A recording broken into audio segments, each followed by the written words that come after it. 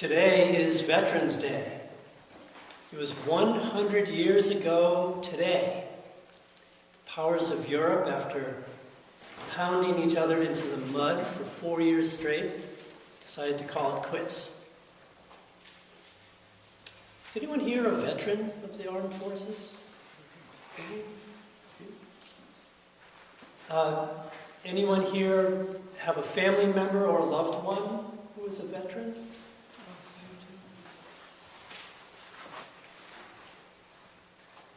I think what we want to say to our veterans is that the risk that you are willing to take is awesome. And your love of country is inspiring. And when our freedoms are threatened from without, what people in service are called to do is essential. So, thank you.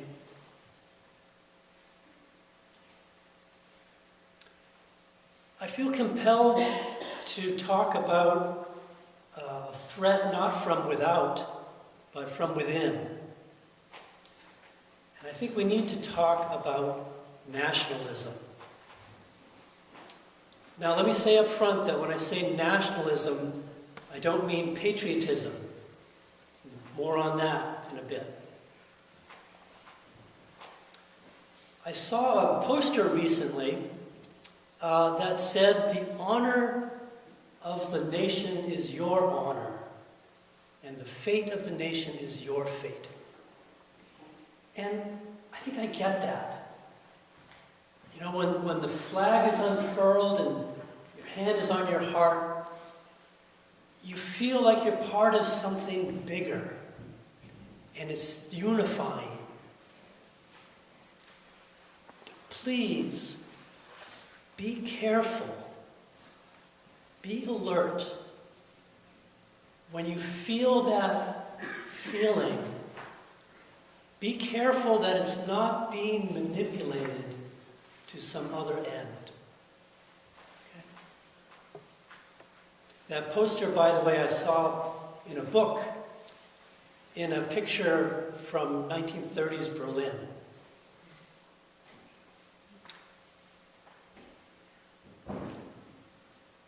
Don't often hear people in this country say, "I'm a nationalist."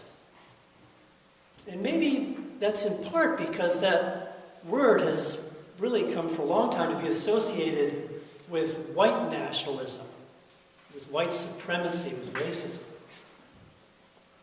You've probably heard the expression Blut und Boden, blood and ground.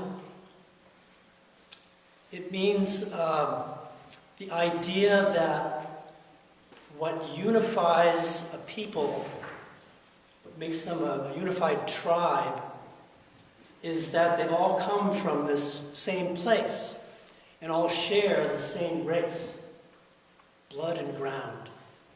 Now, in this country, that's almost comical to say that. None of us come from this place, and racially we're a soup.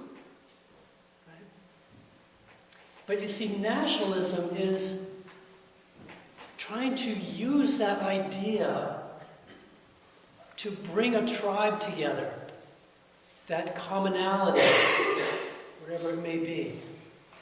And nationalism is when the self is identified completely with the group, so that the self's interests are one and the same as the state, the nation's interests.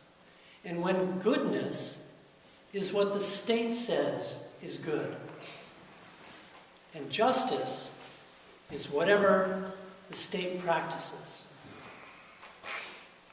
Patriotism is the choice to promote, to defend the nation, and also, just as importantly, to work to improve the nation.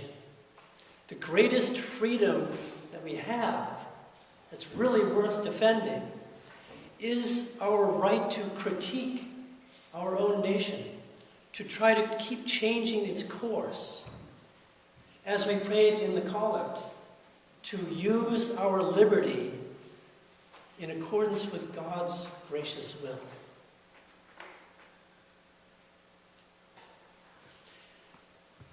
Watch out for false comparisons. There's a lot of that going around. For example, here's how it works. You say, I don't really like apples. I have issues with apples. And I say, what? You want to eat pears? And what I just did was I kept you from talking about apples and put it on you to defend pears. We weren't talking about pears. Maybe the best response to that is to say, we're not talking about pears. If you, David, want to defend apples, go ahead. Watch out for false comparisons that are really relativizing. There's a lot of that too. The leader of the new German right-wing party, Alternative for Germany, will say things like, the Holocaust, oh yeah, but you know, that's maybe 4 years of history out of 1,000 years of great cultural accomplishments. And you see how slippery that can be. You're like, well, yeah, he's got a point, I guess, right? I mean, what about Beethoven and Goethe and all these wonderful things? What's a little anti-Semitism when you look at the big picture? Watch out. These kinds of arguments are not expressions of patriotism. They're tools of nationalism. And this is not the first time in history that many people have said, people with wealth and education have said, I agree that I don't like what he says, but I support his policies. We're born in a nation. We live in a nation. And our nation can do so much good with our help, with our participation. But our allegiance is to God. And in this gathering, to the gospel of Jesus. And Jesus says it's not enough to take care of your own. You need to expand the boundaries of your heart and love your enemy. How do I love someone I don't love? I think this takes a lot of practice. We're not talking about love as romance, although romance takes plenty of work too. But love as a practice, as a way, as a life. Love your enemies does not mean anything goes.